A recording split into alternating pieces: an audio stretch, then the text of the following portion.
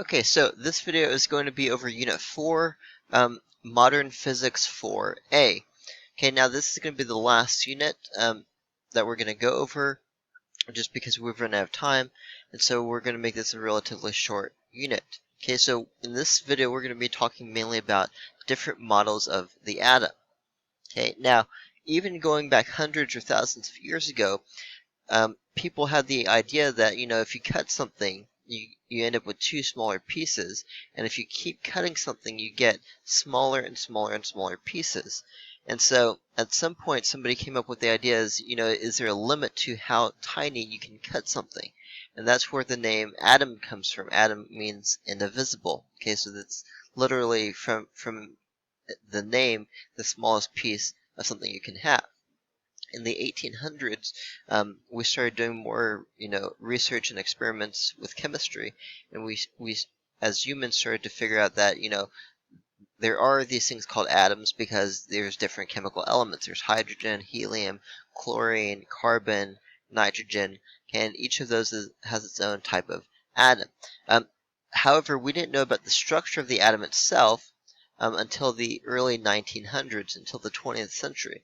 And it turned out that the atom is actually not the smallest possible thing. We didn't know that when we came up with the name, but it turns out there's actually stuff that's smaller than the atom. Okay, but we didn't know that, again, until the early 1900s. So over time, our understanding of the laws of physics has changed, and our understanding of the atom has changed. And so over time, we've developed different models of the atom, and then we changed them to fit different, experimental results over time. And so we're only going to talk about 3 different models of the atom developed throughout the early 20th century. None of these are the current model of the atom. Our understanding of atoms is much more advanced past these. But these are just the 3 basic ones that we're going to talk about, starting with the Thomson model of the atom. Okay, so let's go to the late 1800s. In the late 1800s, a guy named J.J. Thomson discovered a brand new particle. Okay, and this particle, we're not going to talk about how he discovered it because it's not that important. But basically, this particle was the electron. And the crazy thing about the electron that Thomson discovered was that it was thousands of times smaller than the smallest atom, which is hydrogen. Okay, so if the electron is smaller than the atom, then obviously the atom is not the smallest thing in existence. We've just discovered this electron, which is thousands of times smaller. And so Thomson started thinking about this. He discovered the electron, and he started thinking about, what does the inside of the atom look like? Okay, now we have these pieces, these electrons that he had discovered, and, is it possible that those might fit inside atoms? Now, something Thomson knew is that most objects have an equal amount of positive and negative charge. And we're not going to talk a whole lot about charge, but most things in the universe are what's called neutral objects, meaning they have an equal amount of positive and negative charge. Now, not all objects are neutral. For example, if you've ever rubbed your feet on the carpet and you touch a doorknob and you shock yourself, or you shock your friend, then what you're experiencing is when you rub your feet on the carpet, you become charged. You gain more positive charge or more negative charge, and you're not balanced. But most things in the universe do have an equal amount of positive and negative charge, aside from things, rubbing against carpet. And so Thomson came up with the idea that, maybe atoms contain these electrons, which electrons have a negative charge. And if the electrons have a negative charge, they have to be surrounded by something that has positive charge to balance out the negative charge of the electrons. And so Thomson came up with his model of the atom, which some people call the plum pudding model of the atom. And basically, Thomson's model of the atom looks something like this. You had the atom, which you can think of the atom as just being this like round spherical object. And basically, you had the electrons, in this case the blue dots, kind of embedded in the atom, surrounded by this kind of soup of positive charge. Now, Thomson had no clue about protons, but he knew there had to be some positive charge in there. And so the reason this is called the plum pudding model is it's named after a British dessert because Thomson was British, and this is what plum pudding looks like, and it's basically like a cakey type of thing. And these dots that you see are raisins baked in in the cake. Now, if you don't know what plum pudding is, then you could also think of Thomson's model as being like the watermelon model. Okay, if you think of a watermelon, cutting open a watermelon, if you look at the watermelon, you have these seeds, which would be like the electrons, the negative charge, sitting in this red, pulpy, surrounding stuff, and all of that is positive charge. Okay, and so that is basically what Thomson's model of the atom looks like. Okay, again, this is also called the plum pudding model of the atom. You've got the electrons embedded in the atom surrounded by this positive stuff, for lack of a better term. Now, that was 1904.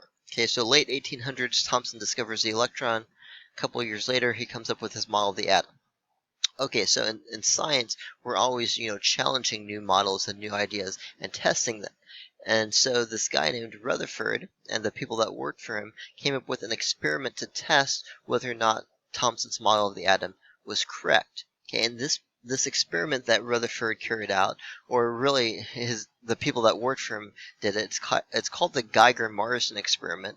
You might have heard it called the gold foil experiment in your other science classes, but I'm going to call it the Geiger-Morrison experiment because Geiger and Morrison worked for Rutherford, and because they worked for him, they were the ones who actually did the experiment.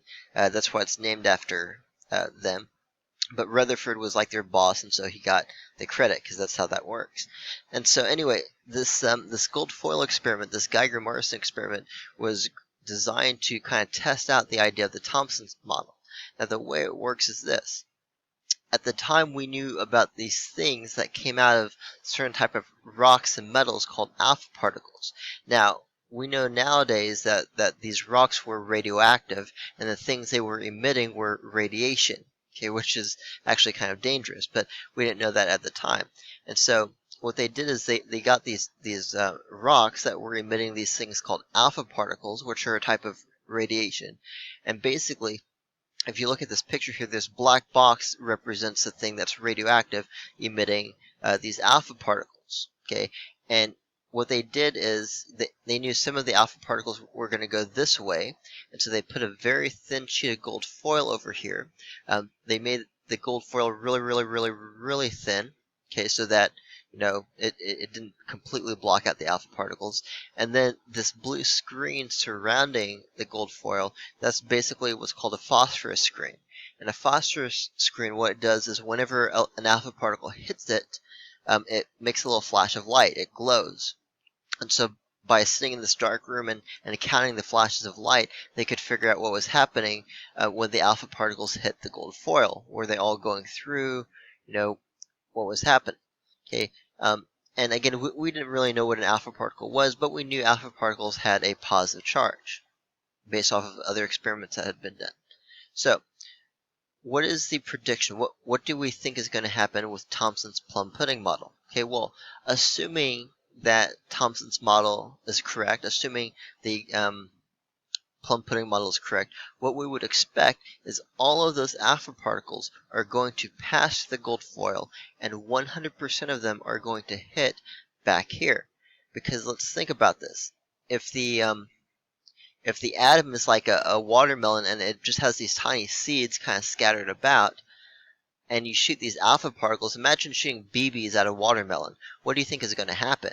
I mean, if you shoot BBs at a watermelon, the BBs are going to go through the watermelon if you take the rind off. Okay, what if they hit a watermelon seed? Well, that's not going to matter because a BB is way bigger than a seed. Okay, so you would expect basically all of them are going to go through.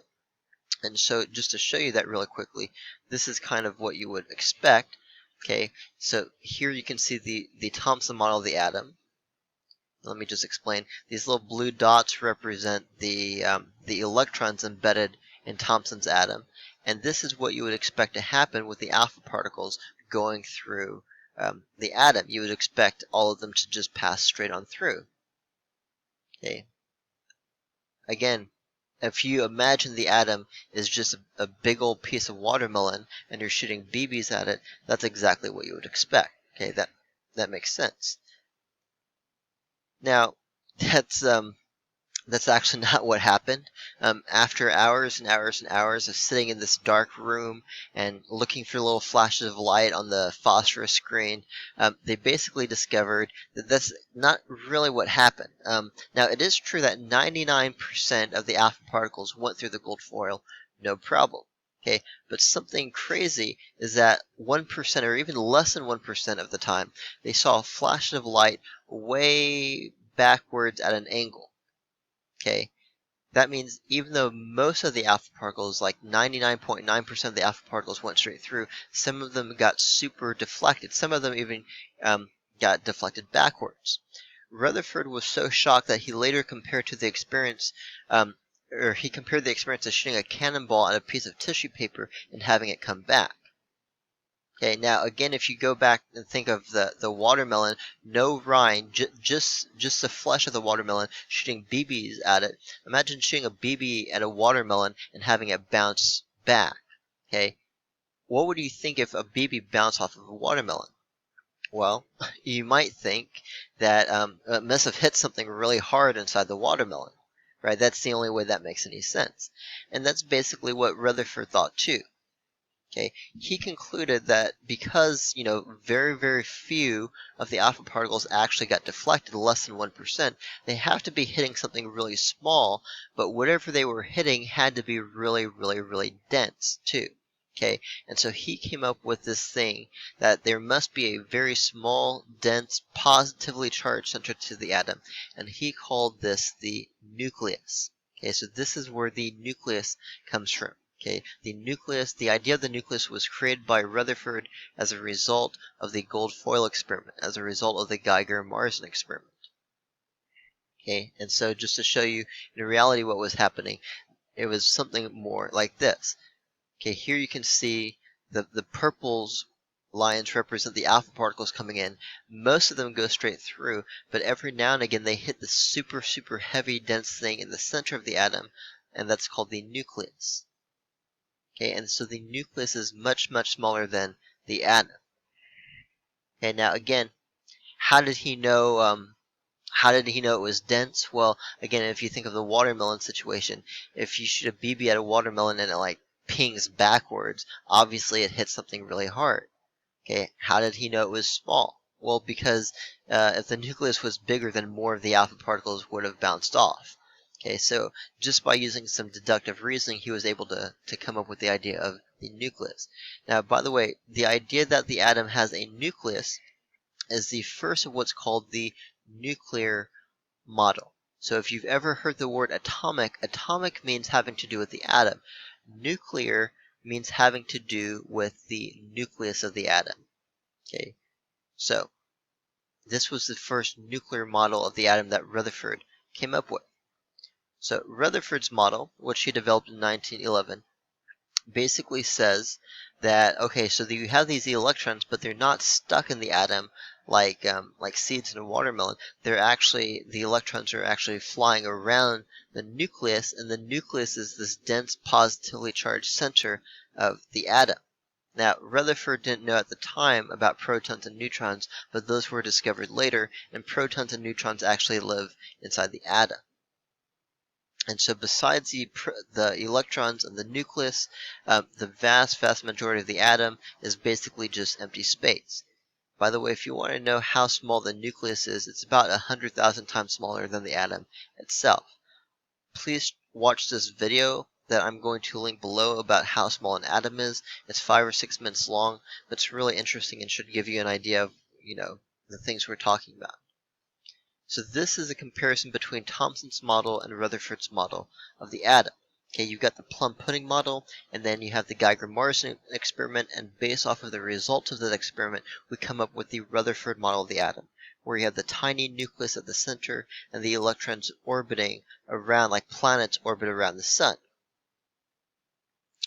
Okay, so we're going to see if you can answer this question. Describe one similarity and one difference between Thomson's plum pudding model and Rutherford's model. Okay, so one similarity would be that they both contain electrons. One difference is that the Rutherford model has a nucleus and Thomson's model of the atom does not. Okay, now, couple years go by, and there's actually some issues with Rutherford's model of the atom. Now, Rutherford's model is less wrong than Thomson's model, because Thomson's model doesn't even have a nucleus. That's like really wrong. But there's still two major issues with Rutherford's model of the atom.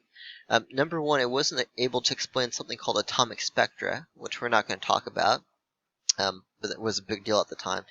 And number two, technically Rutherford's model shouldn't even exist, because what should happen according to other known laws of physics at the time is that if Rutherford's model was correct, then the electrons would spiral into the nucleus at the center of the atom.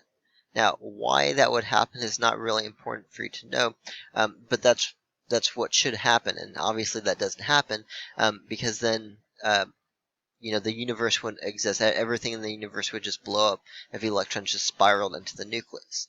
Okay, and so to solve these issues, this guy named Niels Bohr came up with a new model of the atom around 1913. Okay, take a look at example 2. In the gold foil experiment, aka the Geiger-Marsden experiment, the deflection of a small number of alpha particles from the foil led to the development of an atomic model which contained a nucleus. Which of the following models was not supported by this experiment? Okay, see if you can answer that question. Okay, so the correct answer is A. The Rutherford model is supported by the Geiger-Marsden experiment, but so is the Bohr model of the atom, because Bohr's model of the atom also has the nucleus. Okay, Thomson's model is the only model that existed before the gold foil experiment, and so that has to be the correct answer. Okay, so one more quick question.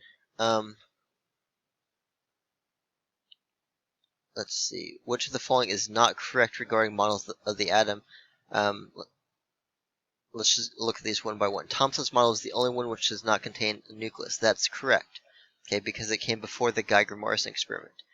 B. Rutherford's model is incorrect because the electron in the Rutherford model would spiral into the nucleus. That's true. We just talked about that a minute ago.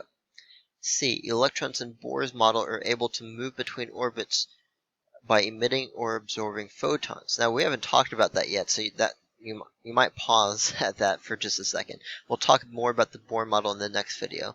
Let's come back to C. D says the results of the gold foil experiment were used to support Thomson's model of the atom. Well, that can't be right because the gold foil experiment came after Thomson came up with his model. So D has to be the correct answer because that's the one that's not correct. That means A, B, and C are correct. Okay, they are true statements. Now this C statement, electrons in Bohr's model are able to move between orbits by emitting or absorbing photons. There's a lot to unpack there, and that's going to be the focus of our next and last video. Okay, so the last video is going to be about photons and about the Bohr model of the atom. Okay, so as always, please let me know if you have any questions, and I will see you guys in the next video.